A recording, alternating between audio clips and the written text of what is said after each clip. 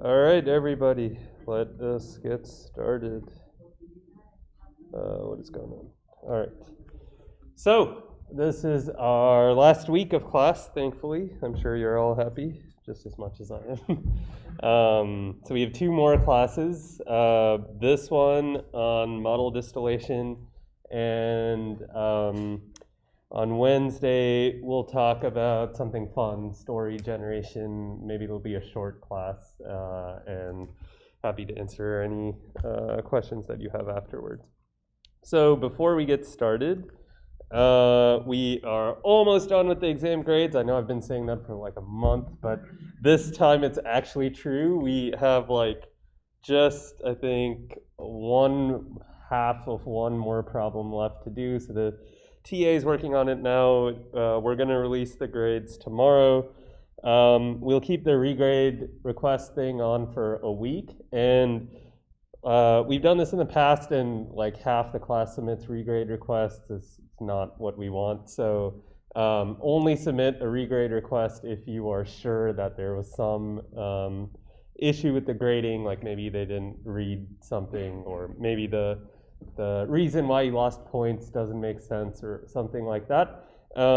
We have in the past also decreased scores after a regrade request after noticing that we missed something. So be warned that that could also happen. So those will be on for a week, and then will be turned off next Tuesday. You can feel free to come to any of our office hours to discuss the grading in person. We'll put a Piazza post with who graded what problem. I'm not sure if it's shown on Gradescope. So you're right. After that, or like I said last week, there are no more quizzes. Your quiz 7 will be graded soon. And I know there have been a bunch of like requests for extensions on those quizzes, some of which were granted due to medical reasons. If the graders have not taken into account your request, you can see all your scores on Gradescope. So if something is wrong, you need to let the instructor's account know. Ideally before grades are due, otherwise it will make no difference. So keep that in mind. And finally, regarding your project reports, they're the last thing you've got to do. They're due December 16th. There's now a Gradescope entry. So we want you to submit your PDF to Gradescope and submit some representation of your code to the instructor's account. So the most common thing people did last semester or last year was to make a GitHub repository publicly accessible and just send the link to that to the instructor's account. So that would be preferable. If you want, you can also send a zip file with your code, but make sure there is a README, which is clearly explains how to run everything. If you have Colab notebooks, you can make those public and share links to your Colab notebooks. That is also perfectly acceptable. We basically want to see all the code that you have written. So if your code depends on some external libraries like Hugging Face, obviously don't just like include those in the GitHub or in the zip file that you send. It's fine to have a script that installs everything. If your code runs on some external GPUs and it's not trivial for us to run your code or train your models, make sure it's clear in the README exactly what machine you ran this on and how long it took to train and all of that kind of stuff. We basically want to see all the code that you wrote for this project. So make sure all of that is there. All right, any questions? Yes, thank you.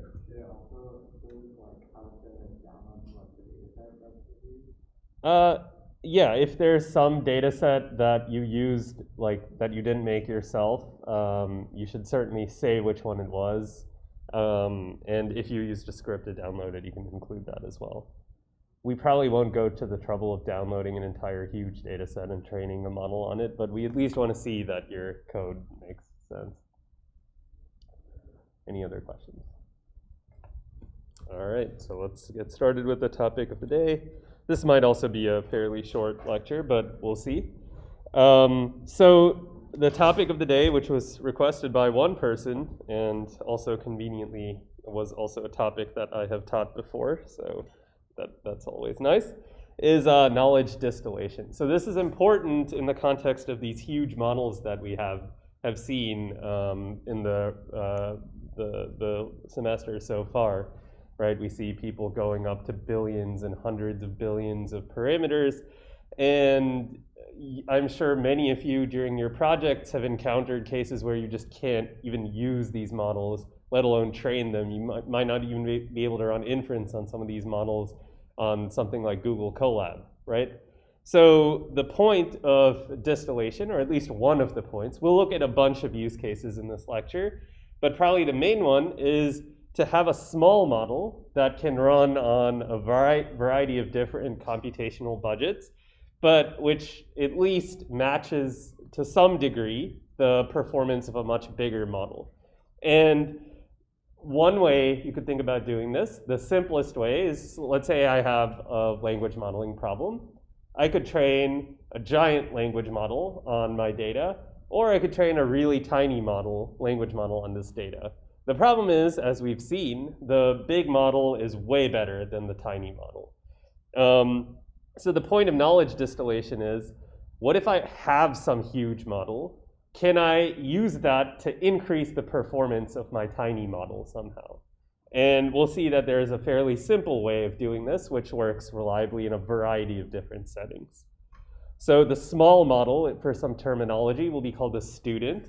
This is the one we're interested in. We want the student model to be small, but we also want it to have approximately similar performance to a much larger model, which we'll call the teacher.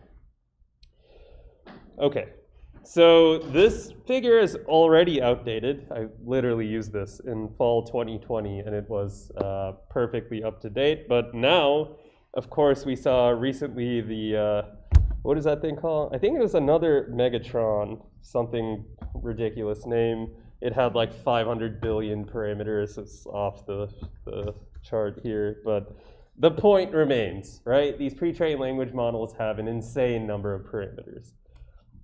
So let's take a look at the simplest case. How does knowledge distillation work? So let's look at BERT. In normal BERT, right, I have something like Bob went to the mask to get a buzz cut. And I'm trying to predict the word that goes into the mask token. And you know, my pre-trained BERT model, so here, if you take BERT large, this is a 24-layer transformer that's been pre-trained with masked language modeling. If you give it this input, it will give you a distribution over all of the possible words, rather subwords, that could fill in this mask token, right? So it might say barbershop at 54% probability, barber 20%, salon 6%, stylist 4%, and so on, right? It'll give you a distribution over the entire vocabulary. So if I wanted to train my student model, my tiny model, let's say I have a BERT that's only 6 layers, and I want to train this model for masked language modeling.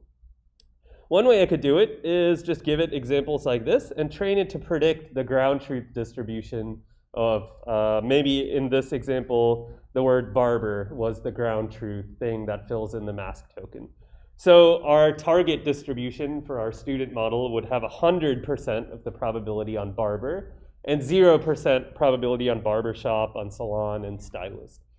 The point of having the teacher model involved here is that you get a lot of signal from the other words that have some non-zero probability but might not actually be the ground truth, right? In this case, barbershop and barber are kind of synonymous.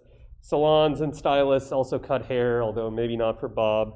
So all of this information is important, and the model, the student model, will gain a lot more knowledge from this example if it's trained to predict the distribution over these words that is produced by a teacher model rather than this one-hot distribution that we've seen so far. Does that make sense? So here's an example. And these are called soft targets. So we've seen one-hot targets up till this point in the class, right? Where 100% of the probability is put on the correct word. But imagine instead our cross entropy loss is computed over the entire vocabulary, and you have soft targets, meaning that I need my model to predict barbershop with 54% and barber with 20% and salon with 6%, not just put 100% of probability on one of these choices.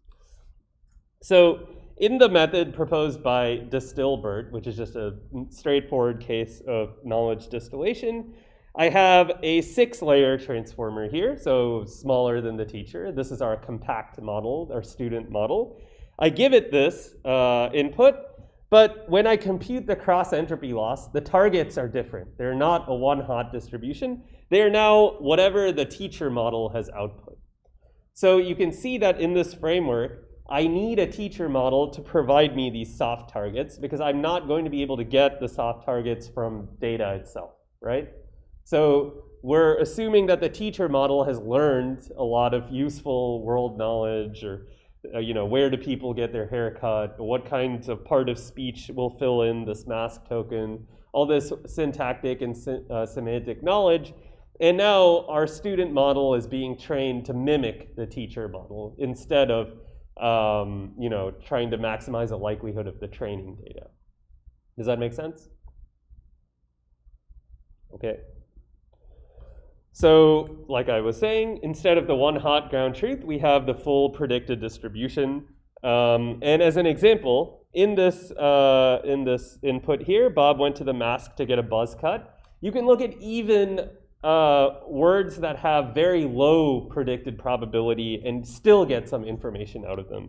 So for example, church here would probably get very low probability, but relatively to something like and, which is not even grammatically correct within this context, the probability of church from my teacher model is probably much higher than the probability of and, even though both of them probably have very, very low probability. Yeah. Yeah, the soft targets are usually over the entire vocabulary. Yeah. Training is a little slower because we had some simplifications when we used the one-hot target, right? We only needed to consider the target word, but it's not, in practice, it's really not that slow. Yeah.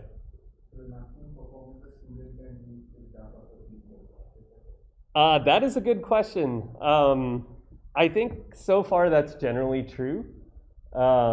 It might be the case, however, that the prediction of the soft targets has some regularization effect that could, in theory, make the student model better, but in practice, that's almost never the case. Also, there are several cases where the student model and the teacher model are the same size. In these cases, the point is not to train a more compact model, but rather to get some sort of regularization effect or something like that. So if you're interested in that kind of work, you can look up, for example, the noisy student is an approach from computer vision that has recently become quite popular. And I think in that kind of approach, the student model is the same or even bigger than the teacher model, but I might be misremembering. Yeah. The teacher model is not obviously going to be 100% correct in its accuracy. Mm-hmm. Are there methods which augment the distribution that you get from the teacher model to correct the errors? So for example, like supposing 10% of what your predictions were on the teacher model were incorrect in teaching. Uh-huh. You swap those out the hard targets. So the question is about, so the teacher model is obviously not perfect. It's some model, it has issues with various things. So if we train using these soft targets from the teacher, some percentage of the time the targets might be very misleading. And so you ask, is there some way you can swap in hard targets as well as soft targets? We'll look at an approach later on in the lecture, maybe in a couple of slides, that looks at all of these combinations. But in general, yes, that does help.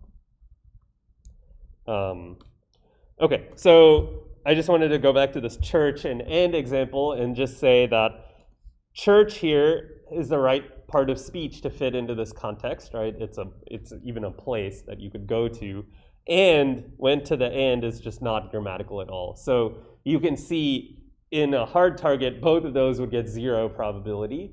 Here, at least the soft targets will tell you that one is much more likely than the other, even if both are implausible.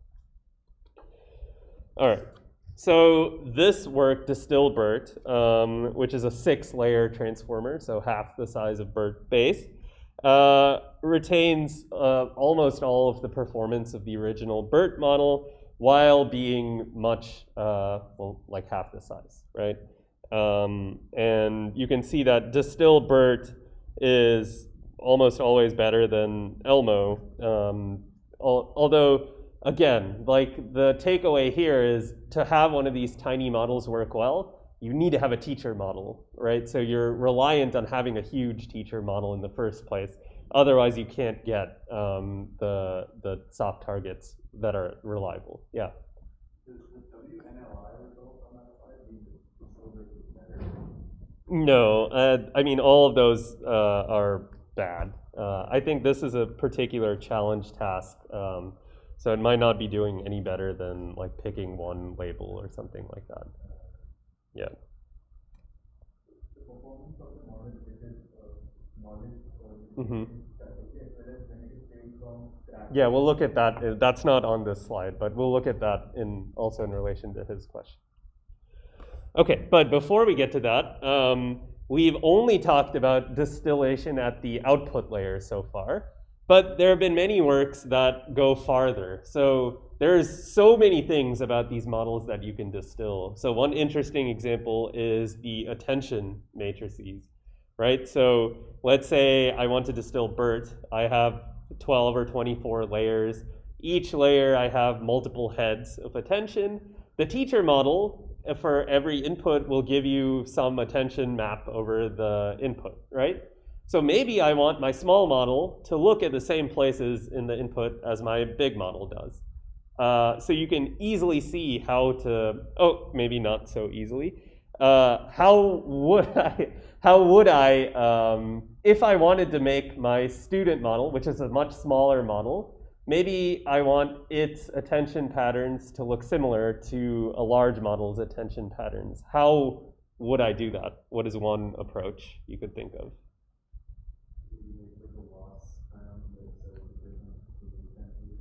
Yeah, so that's kind of shown here.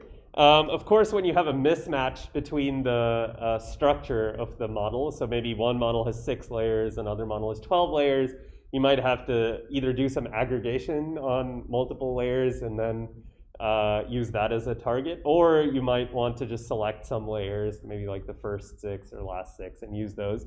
But yeah, once you've aligned so you have like layer 1 of your small model, you have some attention map from the teacher model that you want this small model to produce, you can use something like L2 loss over the attention matrix or something like that to regularize this model to produce similar attention maps. So this is also experimented with in addition to distilling the targets in this tiny BERT paper. You can also do hidden state distillation, right? So at every layer of my transformer, every block, I'm going to output a new set of token level representations. I can distill those as well, right? In a similar manner, I can just make my small models representations as similar to the big models as possible. So we can use the big model for a variety of reasons, not just its predictions, although the predictions are by far the most helpful, and these things just give you some additional smaller boosts. Yeah. Can we take multiple distilled models and take an ensemble of their predictions to like outperform our existing model that we have? So the question was, can you ensemble multiple distilled models? And perhaps, so certainly you can do that, and that ensemble will probably do better than any single distilled model, like it would in any other case. However, making it do better than the teacher model is a different story. So that's a little ambitious. I think it probably would not work in most cases. But possibly if the teacher model is only like slightly bigger, then maybe there's some regime in which this would work. But again, it's an empirical question depending on the data set and the model architecture and so on. Okay. This paper, I believe, was one of the optional readings for today. Well-read students learn better. It goes to your questions. So they trained a bunch of different versions of tiny models with varying strategies of distillation or not. So here, I don't know if you can see let's take a look at, say, this SST2 plot, the third one here. This is a sentiment analysis task. There's only two labels. The input is a sentence. The output is either positive or negative. The line at the bottom, this black dotted line with the X's, is what happens if you take a tiny model. So say like they have different model sizes here. Let's say 2-layer, 128 hidden dimensionality transformer.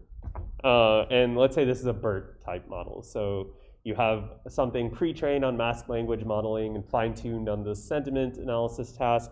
But the basic training just doesn't even include the pre-training step. So you take your tiny model, you train it directly on the labeled data of the sentiment task. So it's randomly initialized, trained on the labeled data. There's no pre-training involved. This doesn't do too well. It's like 80-something%. The orange line is just pure distillation. So you take a much bigger model, the BERT base model, which or maybe BERT large, I'm not sure what the dotted line is here. And you use its predictions to train the tiny model. So the tiny model is initialized randomly, but it's trained not on just the labeled data, but it gets the soft targets on the labeled data that come from the teacher.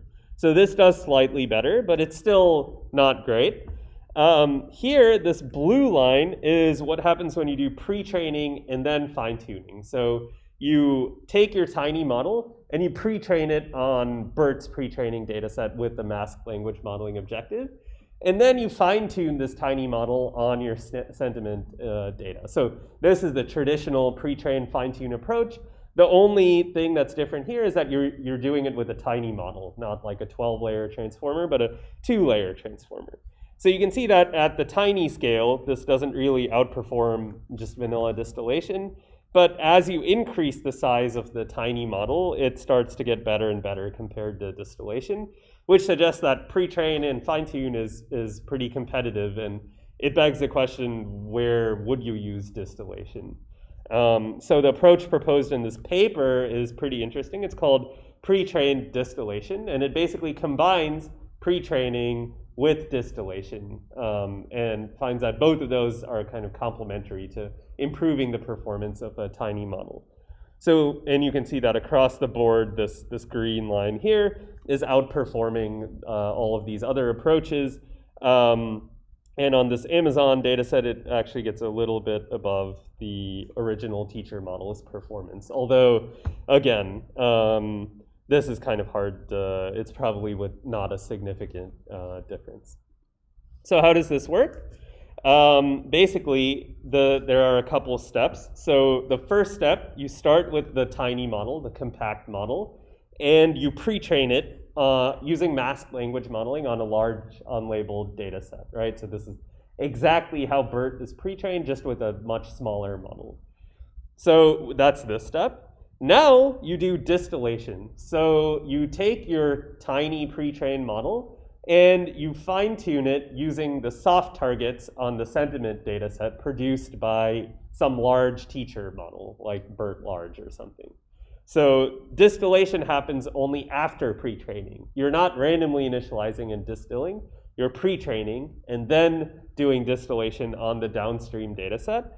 And going to your question, they find that it's actually helpful after doing the distillation to do another round of fine-tuning using the hard targets from the downstream data set. So you do distillation, and then you take your sentiment data set and just fine-tune using the one hot targets from that data set. And this helps to some degree. Yes?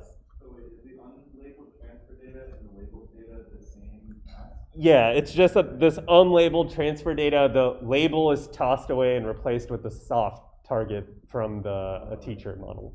Yeah, so the terminology and all of these things is kind of confusing. Yeah. So that's similar to distance supervision, right? Where you're basically taking maybe a weaker model, or maybe in this case it's not weaker, but you're labeling your data set using that model, and then training on the step where we're doing distillation. Yeah, I don't think you can say that's distant supervision. So in distant supervision, usually your training signal, the one that you have, is different than the thing that you actually care about. So it's kind of like in semantic parsing when we talked about we only have whether or not this logical form evaluates to the correct answer or not. We don't have supervision on the actual logical form. That would be a case of distant supervision. Here, yeah, it's more of a case of kind of like, I don't know what you would call it, maybe self-training kind of, where, or training on some noisy data which is created by another model. So in self-training, you would be training on the output of the current model and trying to make it better. Here, that is coming from a different model. Yeah.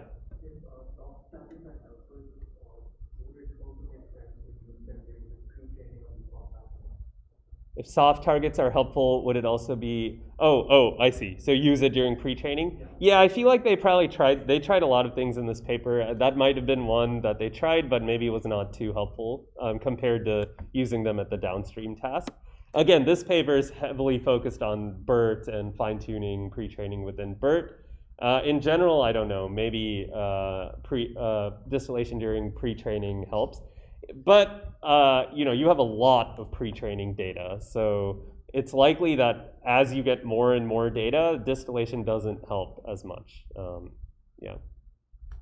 So is this the final compact model is very specific to the task, right? Can't be used on other tasks. Yeah. So the final model here can only perform sentiment analysis. Right. So just let's say the evaluation time when you use this model. What's that? We have to say the evaluation time when using. Yeah, that's right. So the final model is small. So at inference time, it'll be much faster to use than something like BERT large. But training requires that you actually have access. You're able to predict with the teacher model as well, right? So that training is required. Yeah. But training requires the teacher model only at inference. So it's not like you're backpropping into the teacher model. So it's definitely faster, but you still have to do forward passes through the teacher model to at least get the predictions. Are there any parallels to like psychology or any other fields of how people learn? It seems sort of So the question is, what? Okay, interesting chat message here. I suppose you can be here if you want to, whoever you are. Yes, going back to your question, are there parallels to literature in like psychology or on how humans learn? Probably. I am not aware of them. You might read some of the original papers on distillation and see if they cited any of that kind of work. Yeah. the fact that the distilled model is able to do almost as well. So that indicates you don't necessarily need a large model for this Yeah. particular task. And so there could be methods to train small models from scratch. That's right. So the question or comment rather is these results indicate that perhaps you don't need a huge model to solve these tasks. Perhaps we just don't know how to train those small models. And the fact that these tinier models are becoming closer in performance to the big models indicates that, yeah, maybe number of parameters alone is not the determining factor. We'll look at some other interesting cases of this in a bit. Yeah. And I think that question, if they try that instead of a transformer to this one, just a normal neural network to this one and see that performance. So you mean, wait, sorry, you mean like a normal sized student? Instead of using a transformer, like a board, Yeah. we just use like Oh, a different architecture. Yeah. People have tried this too. I'm not sure like experiments like this have been done like that, but people have certainly tried, BERT large to BERT base or BERT large to transformer XL, things like this, and it seems to work still. So yeah, it is helpful. These soft targets do generalize across architectures. All right, so going to your, okay, what is this person saying? Does transfer learning mean using only the weights and biases of pre-trained model?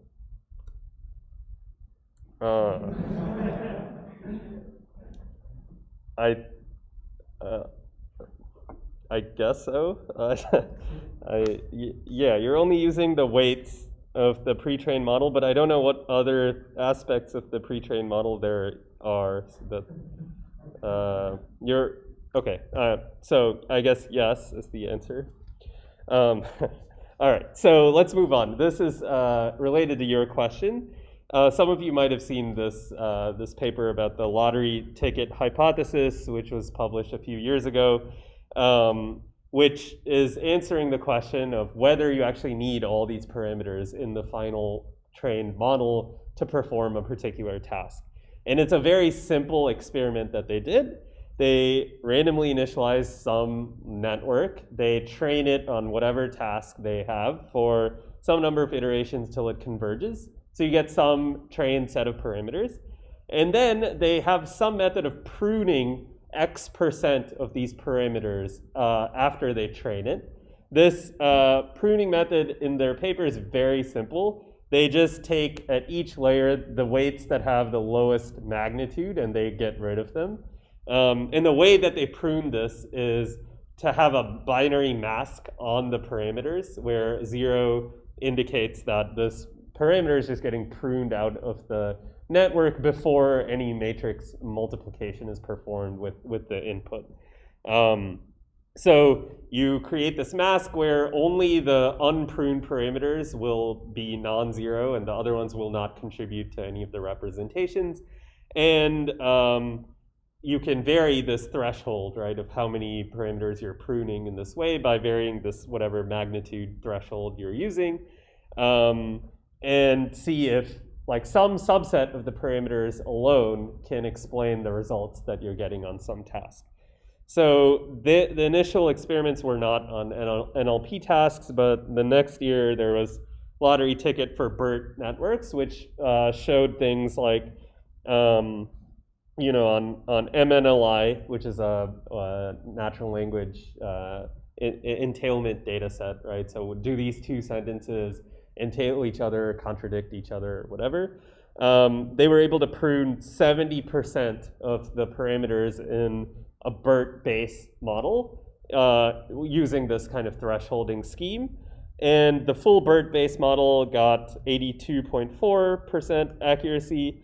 Their prune model actually got 82.6 accuracy, which is pretty impressive. This is with random pruning. So if you just prune 70% of the parameters at random, you see it makes a big difference. It drops the accuracy. So they were able to do this on a bunch of different tasks, varying this pruning threshold. And this is, like an alternative. If your goal is to have a smaller network, maybe this is one way to do it. Although, unlike distillation, in this approach, you actually have to have the full model architecture and then mask that architecture. So it could be used with some other methods to make smaller networks, but the method as proposed is not going to be any faster than just running the teacher model at inference. It'll actually be probably, well, it depends on if there's any sparsity. So now your model is 70% sparse, so maybe it can take advantage of that and be a little faster. But it also has to do this multiplication with the masks, so I don't know, it's a little hard. But I mean, setting aside the speed gains here, this is pretty interesting, right? You can get rid of 70% of the weights in your network without really affecting the performance on these tasks. There's also a paper that looked at not pruning weights, but pruning entire attention heads. So I think there's this one paper that took a BERT or like a machine translation model where there were 16 heads per layer in a transformer and pruned each layer to leave only one head in each layer, and had like minimal impact on the translation quality. So I think all of these results indicate that we, like the optimization techniques we're using, like gradient descent and whatever optimizer we're using on our training data is not sufficient to train small models on large data sets. And there are settings of the parameters that will lead to high performance on these tasks, but we're not able to find them when we're training.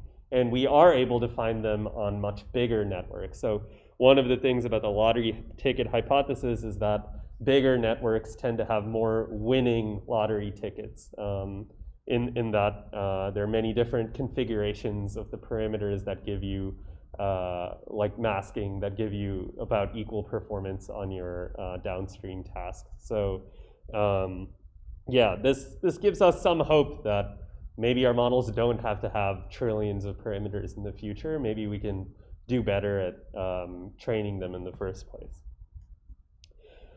All right, yes?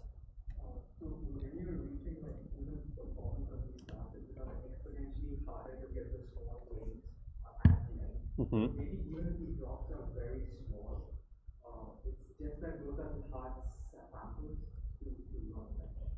Yeah, so the question is, like, if we're reaching close to human performance on some of these tasks, then it's very hard to improve, and maybe a drop is actually quite significant on some very small subset of hard examples.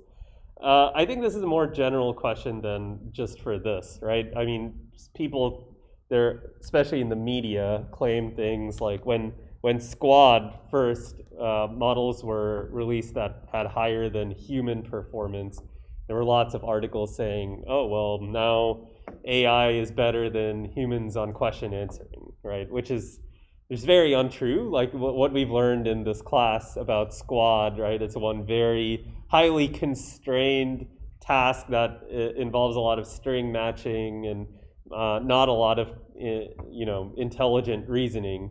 So claiming that that task is representative of all of QA is just not something you should do. And you can just extend that argument to any data set, right? All data sets, just by the nature of their construction, are going to be limited in some way, and they're not going to be exactly the exact capability that a human can do, right? There's lots of things that a data set should test: robustness to out of distribution cases. Humans can perform all of these tasks at once. These models are specialized to one task or a few tasks. I mean, we talked about things like prompt tuning as being able to expand what these models can do beyond just a single task, but still, like, you need to do a lot of expensive computation to get a model that can solve one task. So yeah, and the data set itself, right? When we collect a data set like Squad, we make a huge number of simplifying assumptions, right? And we do this because it's easy for us, if we make those assumptions, to collect a huge number of examples. And that's good because we know, at least in the past, that we needed a huge number of labeled examples to train any model. But now there's a trade-off. The data set contains artifacts, and we probably didn't cover this in the class, but like on Squad, there was a paper that showed that if you have just the passage and no question, a model can get like a very high F score of picking the answer span just from the passage, because there are only some number of spans in any passage which could ever be an answer like that someone would choose to write a question about. So all of these kinds of things make it such that you shouldn't trust a model's performance on any one data set, and comparing models to human performance is very misleading. Yeah. Okay, so let's move on to the second part here, which is actually some of my lab's own work related to distillation. And it's a little bit a different spin. So currently, up till this point, we've been talking about how distillation can be used to train smaller models and maintain the performance that a larger model has. And the main goal has been we want to reduce the compute required at test time. So it's very important, you know, if you want to deploy a model to a huge number of users, that that model is fast enough to serve all those users with potentially, you know, hundreds or thousands of queries coming in at the same time. So speed is very important in practical situations, and the easiest way to speed up something like a machine learning model is to make it smaller. That said, there is also a different spin on this, which is, what if, so my student Kalpesh did this work, which is, what if you're a malicious individual and some company has put up a model, like a machine learning model that performs some task, and you don't want to pay to use this model. Instead, you want to steal this model and then use it for free, right? This is called a model extraction attack. And distillation is a plausible solution for this kind of task, as we'll see.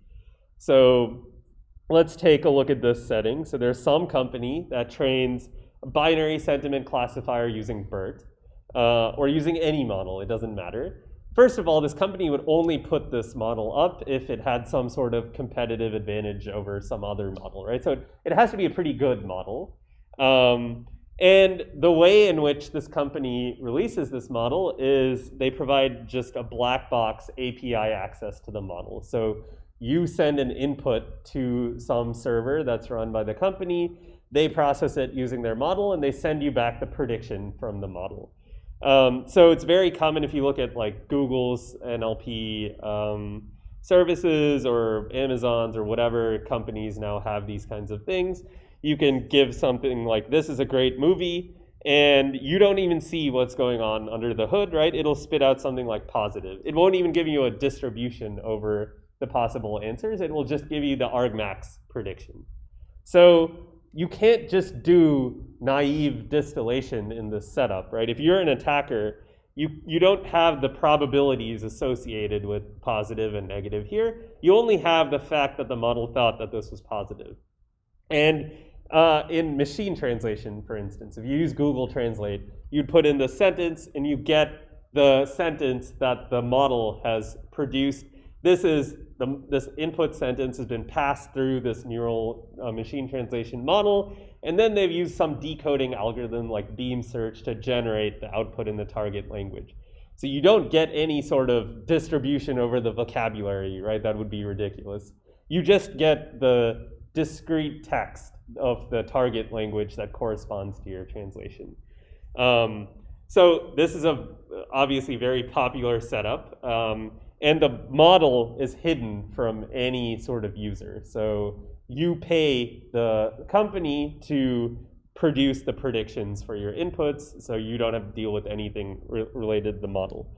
So in this terminology, we'll call this black box model the victim model. Our goal is to steal this model, meaning we want to create our own model that performs just as good as this victim model without having access to the parameters of the victim or the training data of the victim model. So the scary part is this is actually very easy to do, and we did it for Google's NLP API services, and we're able to steal almost all of them with like not paying that much at all. Someone later on used a similar method to steal Google Translate. And so their stolen model had comparable BLUE scores to the commercial Google Translate system. I think there were quite a few legal issues getting that paper published, but it's very possible. Okay, so let's take a look at how this works. This model, again, is a black box. So we don't know its architecture. We don't know its like number of layers. We don't know what data it was trained on. We just know we want to steal it. So if you're a malicious user for this task of sentiment analysis, one difficulty is even formulating the queries that you want to send to this model. So our general strategy The only thing we can do to interact with this black box model is to send it inputs and receive the predicted outputs. So you can imagine we can form a training data set from this process by sending this model various inputs, taking its predictions as ground truth labels, and then training or fine-tuning some model that we have on the resulting data set. That'll be the eventual process. In the context of distillation, it's like we have a student model. We don't care about its size. It might be, we don't even know how it compares to the victim model in terms of size. But we have some student model, and we're going to fine-tune it on data that we get from this victim model. So if we're doing this, one of the biggest challenges is how do we come up with a query? So if we know that our task is for sentiment analysis, we might want to put in inputs to this model that are from movie reviews or something like that. And this is generally possible, right? I could just crawl a bunch of movie reviews, send them all to this service, and then see what happens. But for a general purpose task, it's actually quite difficult, right? If I'm doing, say, textual entailment, now I have as input 2 sentences, and they have to have some relation between them, right? How do I find naturally occurring pairs of contradictory sentences? This is very difficult, right? Especially at scale. So we made a very simplifying assumption that the attacker won't want to spend any effort at all in constructing these queries. And they're going to do the dumbest thing possible, which is to take some vocabulary and randomly sample words from the vocabulary and send that to the model. So you might send the model something like 17.3 period miles Vegas, or circle Ford had support, wife, rulers broken, gin. So these are just like completely random words that they're not grammatical or anything like that. Obviously, it's incredibly easy to produce these kinds of queries. So you send them to your black box model, and the model has to tell you whether it's positive or negative, right? Even if it makes no sense at all. It might tell you that, oh, well, 17 miles Vegas is positive, but this one is negative. And you're going to construct your fine-tuning data set using these gibberish examples paired with the model's predictions on them. So now you take your student model. So we'll just say we have Bert. Hugging Face has Bert. It's very easy to fine-tune it. Why don't I just start with Bert? And I will just fine-tune my model on examples like 17.3 miles Vegas, predict positive. So very straightforward. You could probably do this with the Colab notebook for the extra credit. And like how many of these examples do you actually need? How many of these gibberish examples do you need to extract a functional sentiment analysis model becomes an interesting question. But first of all, this actually works, which is kind of crazy. So once you train this or fine-tune this BERT model on gibberish text, of course, you don't want to use it at test time on gibberish text, right? You want to use it on real text. So you might want to put in this is a great movie and have this thing predict positive. And if it does so with reliable accuracy, then maybe you've stolen the victim model successfully. The surprising thing here is that the stolen model works well on real data, despite the fact that it's only been fine-tuned on gibberish random data. Of course, one reason for this could be that the model, the pre-trained model was, it saw only real text. And so maybe during the fine-tuning process, we didn't forget all of our knowledge on how to process real text. But the surprising thing is these seemingly have no correlation between why is this positive and not negative, right? It's very hard to answer that. So how exactly is this model learning to do sentiment analysis? We'll get to that in a second. But of course, there are many reasons why you as a malicious individual might want to do this. You might want to steal intellectual property. You might want to reconstruct training data or generate adversarial examples. But the first one is obviously a huge problem, and companies should be aware of this. So we did this attack on a couple different data sets. So for the sentiment classification task, we issued 67,000 random queries, cost $60, and this Google Cloud API is fairly cheap.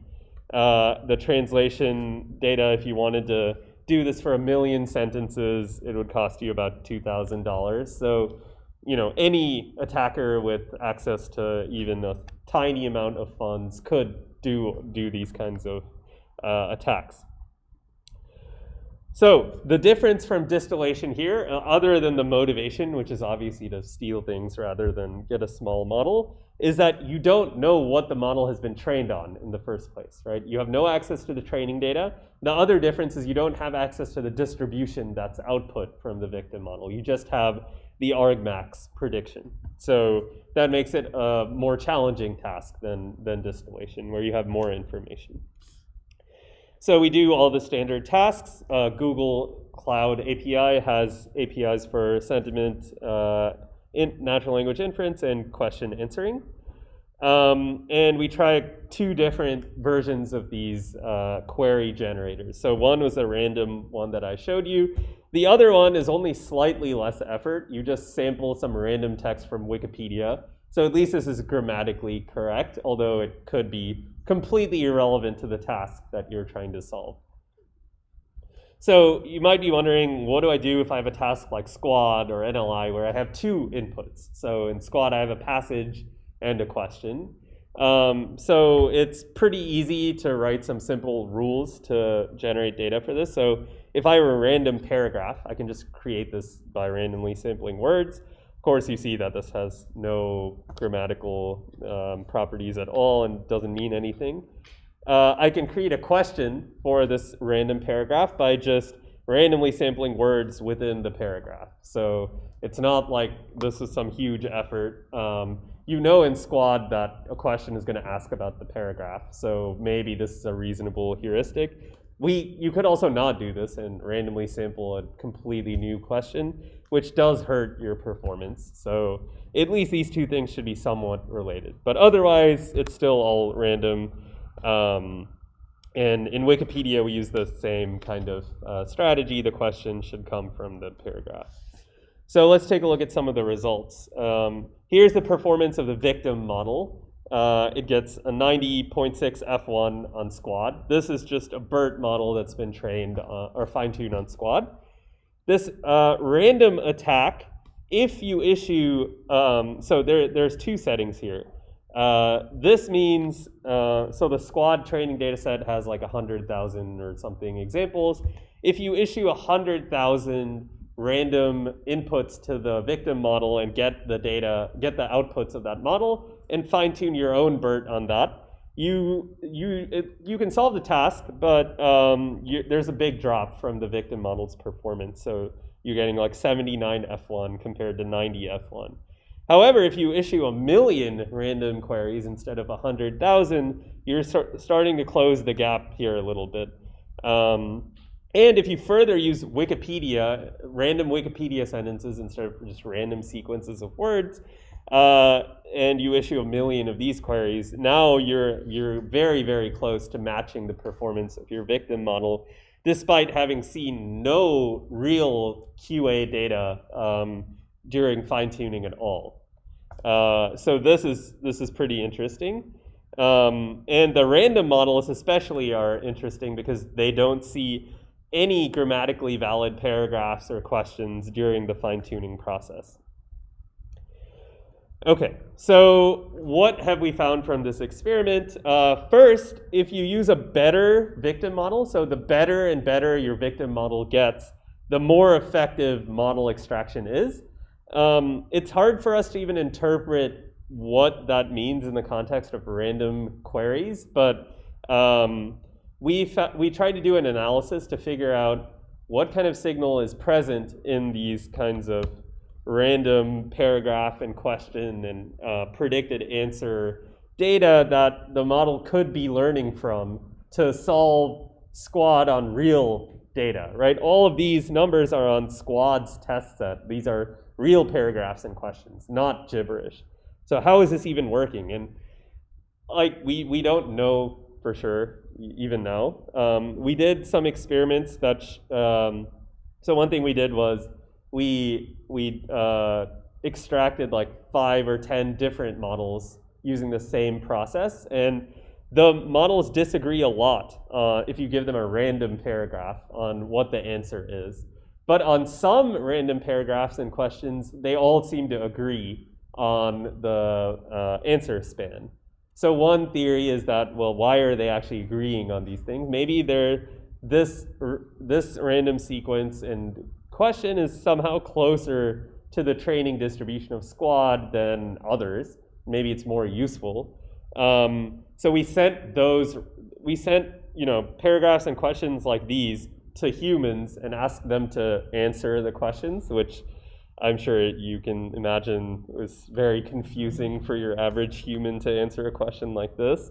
And they had no agreement at all, obviously. So I don't know. I mean, we don't know why this works yet. It is an interesting insight into the robustness of these models that they're using some sort of algorithm on real text that they're also applying to random paragraphs and questions. And somehow they're able to learn heuristics like these that also apply to real text. So pretty interesting. Okay, any questions? Yes. Is there an analysis between distillation and model extraction? So, in the sense, distillation, A with training with soft, and with training. Yeah, so we actually tried, so the question is the distillation setup versus this setup where you only have access to the argmax prediction. Yeah, we tried, there are some results in the paper also, like you can get better extraction if you have access to the soft targets, which makes sense, you're getting more information. And you need more queries when you have hard targets to get equivalent performance. So there is more information encoded in the soft targets. We also know that from the previous stuff that we talked about, right? Soft targets have a lot more information in them than hard targets. Specifically, if you did not train with the actual training data, and you train with research in the distillation, would that be better? Oh, I see. Yeah, I don't know. There was actually a paper last year, I think, maybe not so related to what you said, but they looked at pre-training BERT, except they shuffled around the order of all the words in the pre-training data before doing masked language modeling. So the model had it was like random kind of, except all the words in the paragraph were still there. So that it was like kind of topically, obviously you couldn't read it and understand completely what is going on, but you could get the general gist of the topic of the input. And they did masked language modeling on this, and actually you don't really hurt your downstream performance at all when you pre-train BERT on shuffled text. So that was very surprising. There's a lot of just weird results about these kinds of models that, yeah, we're still learning about. Wouldn't there be a class learning problem with these model extractions? Like, you pass the input and then you just make it into the So, because of this, the phantom codes, then we can't possibly expect it to happen. Yeah, so this is a good question. The question is about class imbalance. When you don't know anything about the training data, you're issuing random queries. If you had a task like squad, where your answer is guaranteed to be a span of text within the paragraph, then you'll probably get some span, right? So this imbalance is not really a problem. On the other hand, there's another version of squad in which some of the questions are not answerable from the passage.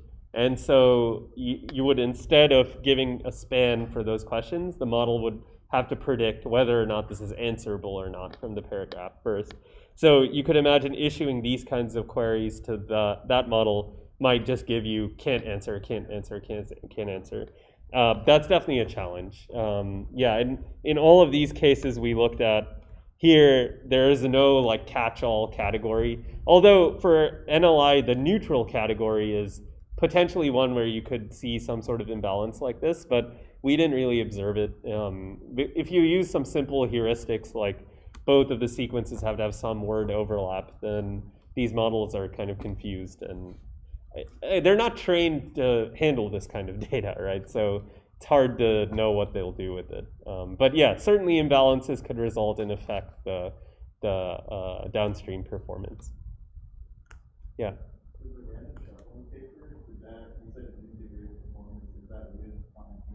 Yeah, with fine tuning. Possibly. It could also probably learn grammar from the pre-training somehow too, just by like co-occurrence stats maybe. Yeah, I don't remember exactly. Maybe there was some performance drop, but I'm not sure what it was. I'll have to check the paper again. Yeah, yeah. That's right. Okay, so let's see here. Yeah, one thing you might be interested in if you're a company who's serving your models is defending against these simple attacks.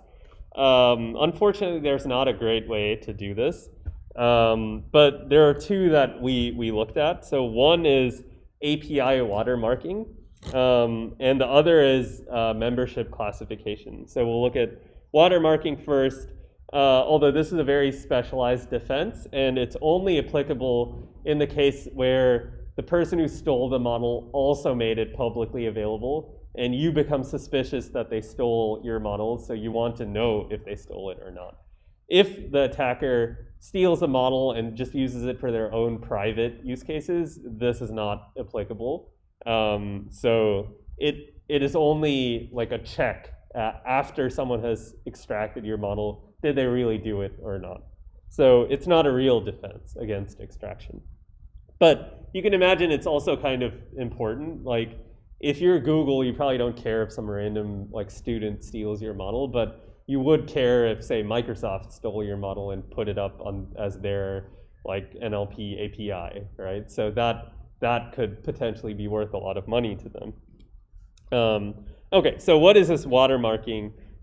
Essentially, here you are the person who's running the black box model, and you can apply watermarking by, for some very small fraction of queries, like say 0.1%, you intentionally provide the wrong output prediction. So this is also kind of undesirable from an end user's perspective, right? Even if it's a very small percentage of examples that you know are going to be wrong, you still don't want that, right? It could be a very critical example that happens to get watermarked, and then the end user would be really mad if your system got it wrong. But assuming this is fine, then the way it works is for some query that gets selected to be watermarked, you intentionally don't provide the model's actual predictions, but rather some sort of a random prediction that is not related to the model's computation at all. So here, instead of predicting the model's actual distribution, you could flip it even, or you could do something else. The point is that this is not what the model would predict. So now, let's say that you are doing this. So anyone who's trying to extract your model will be issuing a lot of queries, and they'll also receive some number of these watermarked cases. So you can store all the watermarks in a database, right? For this input and this user, I returned this fraudulent output instead of the real output.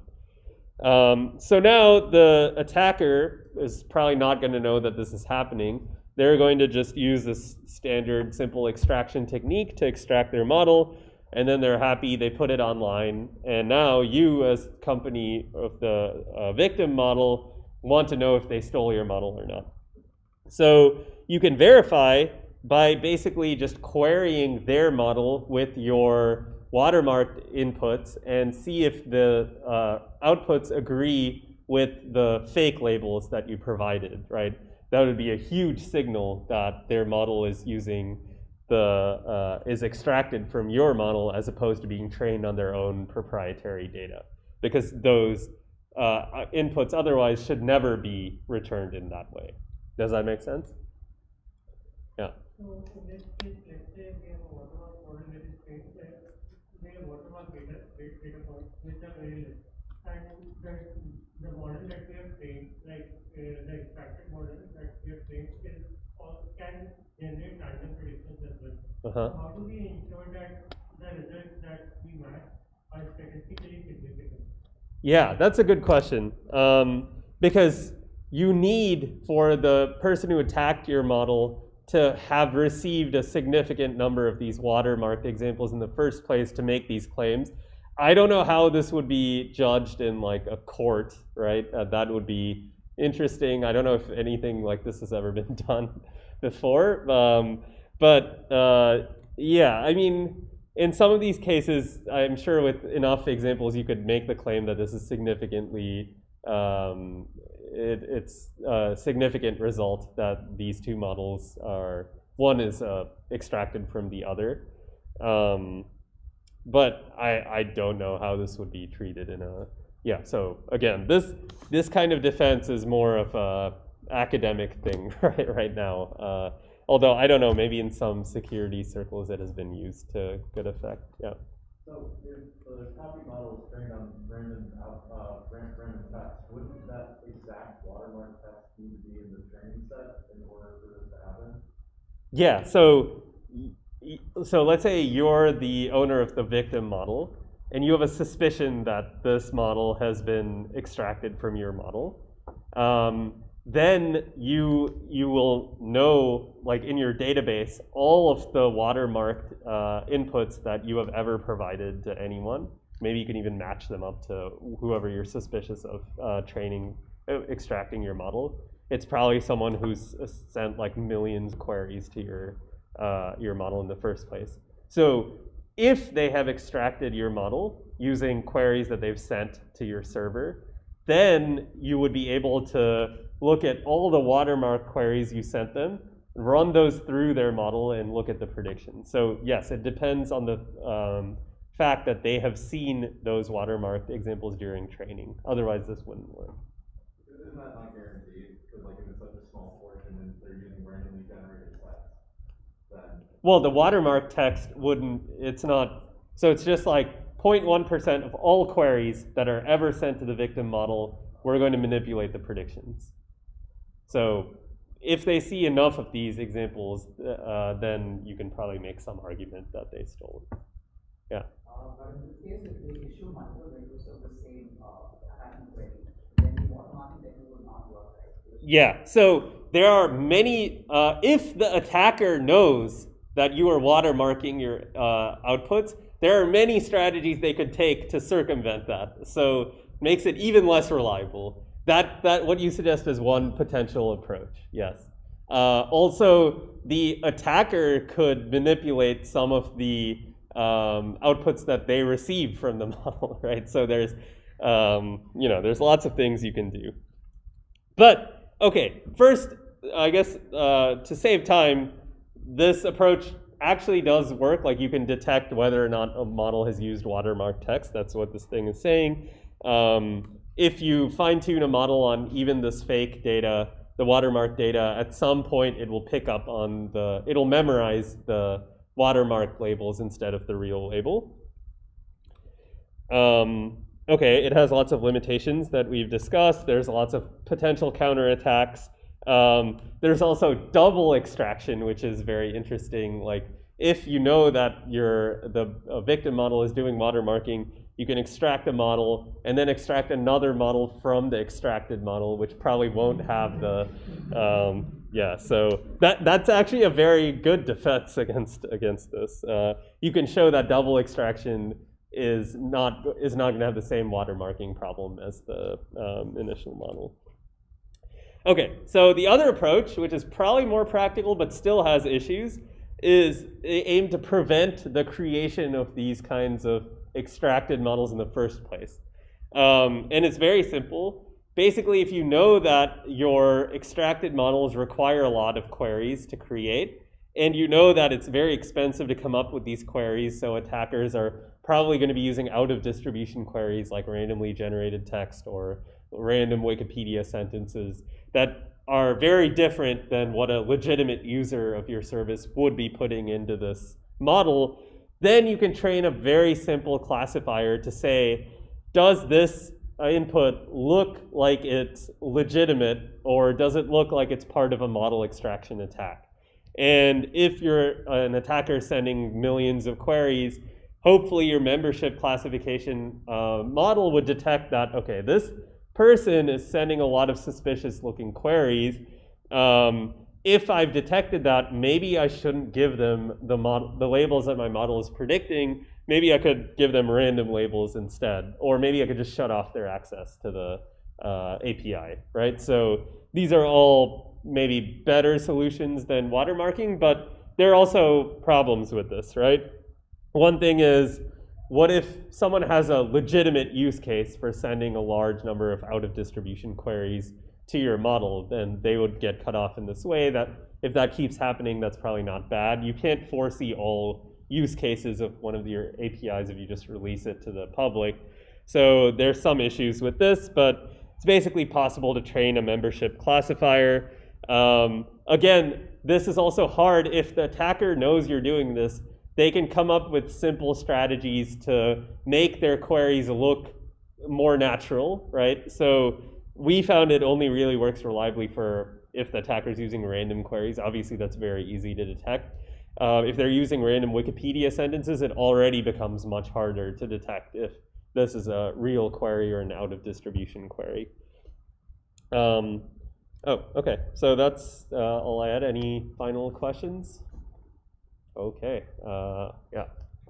So, like in vision, there is a technique called CMS network that we use to identify. Called what? CMS network. Oh, right. Just to identify false versus original signatures. So, can we use similar techniques over here, like to like maximize the contrast loss between the extracted model and the model that we have? Oh, so you're saying if you want an even better extracted model? No, maybe just to identify whether the extracted model is fake or not. So maybe train a network which helps us to like identify whether there is differences in prediction between the two models with the example.